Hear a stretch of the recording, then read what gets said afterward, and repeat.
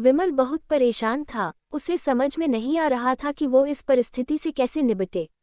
वो अपनी माँ को बहुत चाहता था, किंतु उसकी पत्नी और बच्चे उसकी माँ से बहुत दूर भागते थे, क्योंकि उसकी माँ की एक आंख नहीं थी, साथ ही उसकी कमर भी 90 अंश पर झुकी थी।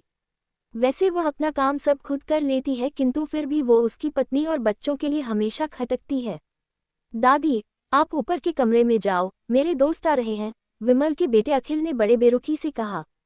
पर बेटा, मैं तो यहाँ बहुत दूर बैठी हूँ, विमल की माँ ने बहुत प्यार से कहा। नहीं, आप उनके सामने मत रहो, वो मुझे चिढ़ाते हैं, अखिल ने जोर से डांटते हुए कहा। क्या हुआ अखिल, क्यों चिल्ला रहे हो? विमल की पत्नी कामनी ने किचन से ही आवाज लगाई।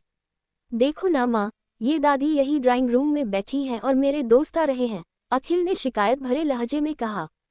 माँ जी, आप ऊपर चली जाओ, क्यों हम लोगों को लजवाती हो? कामनी ने बेटे का पक्ष लेते हुए कहा।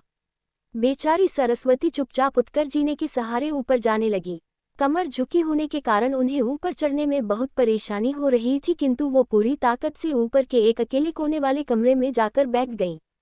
विमल बाजू के कमरे से सब सुन रहा था। उसे कष्ट हो रहा था कि उसकी माँ को अपमानित होना पड़ रहा है, किंतु वो असहाय था। अगर वो कुछ कहता है तो पत्नी और बच्चे उसका विरोध करने लगते हैं। दूसरे उनके तर्क भी सही लगते हैं। चूंकि वो एक प्रशासनिक अधिकारी था, उसका सामाजिक स्तर बहुत ऊंचा था, उसकी ससुराल भी एक उच्च घराने में थी, अतः वह चुपचाप इस तरह हर दिन अपनी माँ को अपमानित होते देखता रहता था। रात को विमल की पत्नी ने कहा, देखो जी, अब कुछ करो।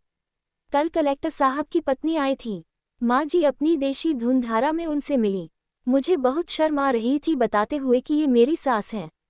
मैंने कह दिया कि दूर की रिश्तेदार हैं, इलाज कराने आए हैं। विमल को रोना आ गया, किंतु फिर भी वह चुप रहा। उसे समझ में नहीं आ रहा था कि वो क्या करे। अपने बेटे की मन स्थिति को सरस्वती अच्छी तरह से जानती थी और बेटे को कोई कष्ट न हो इसलिए वो हर बात को चुपचाप सह लेती थी। विमल बहुत उदास रहने लगा। एक तरफ परिवार और सामाजिक स्तर पर जीने की प्रतिबद्धता थी, तो दूसरी ओर माँ। आखिर माँ से अपने बेटे की यह हालत नहीं देखी गई। एक दिन उसने अपने बेटे से कहा, विमल बहुत दिन हो गए हैं, मैं अपने गांव जाना चाहती हूँ, मुझे वहां पहुंचा दो, मेरा यहाँ मन नहीं लग रहा। किंतु माँ, वहां तो कोई नहीं है, तुम्हारी देखभाल कौन करेगा? विमल ने आश्चर्य से पूछा। अरे, सब गांव वाले तो हैं और वो तुम्हारे मामा जी तो उसी गांव में रहते हैं और फिर हम सारी व्यवस्थाएं कर आएंगे न। कामनी को तो जैसे मन की मुराद मिल गई हो।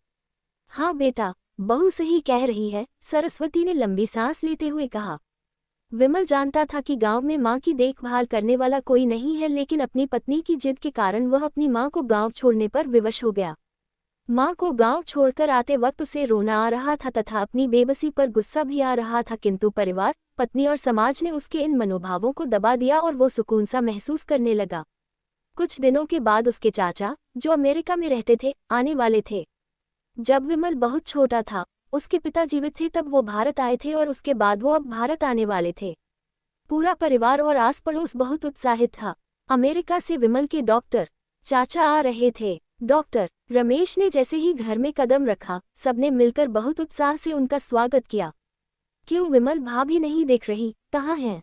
डॉक्टर रमेश ने उत्सुकतापूर्वक पूछा। जी, वो गांव में रहती हैं, यहाँ उनका मन नहीं लगा, कामनी ने सपाट लहजे में उत्तर दिया। डॉक्टर रमेश ने विमल की ओर देखा तो विमल ने अपनी आंखें झुका लीं। डॉक्टर रमेश सब समझ गए। बोले, कल हम भाभी से मिलने गांव चलेंगे सब लोग। दूसरे दिन सभी लोग गांव के घर में पहुंचे। देखा कि सरस्वती को बहुत तेज बुखार है और वो पलंग पर असहाय पड़ी है। डॉक्टर रमेश दौड़कर सरस्वती के पास गए, उनके पैर छूकर रोने लगे। सरस्वती की ये हालत उनकी कल्पना से परे थी।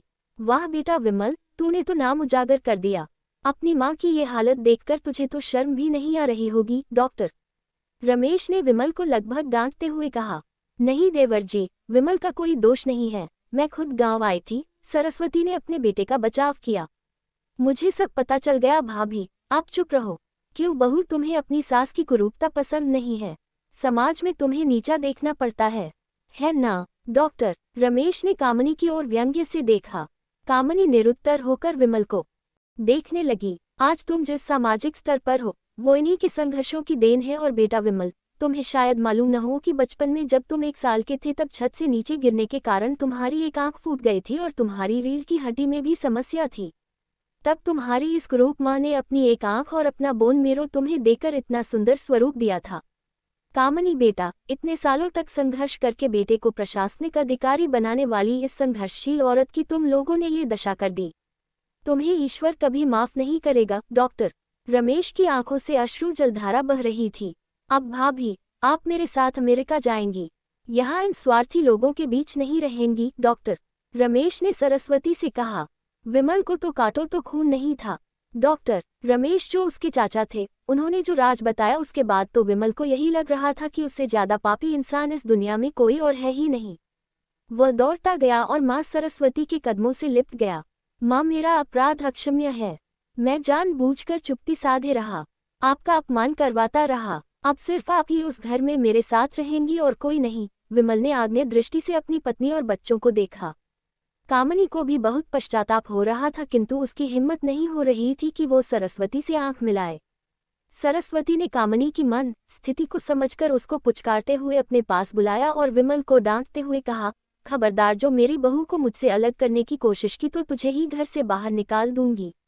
कामनी और बच्चों ने सरस्वती के पैर पड़ते हुए अपने व्यवहार पर माफी मांगी और मां के हृदय ने सबको माफ कर दिया।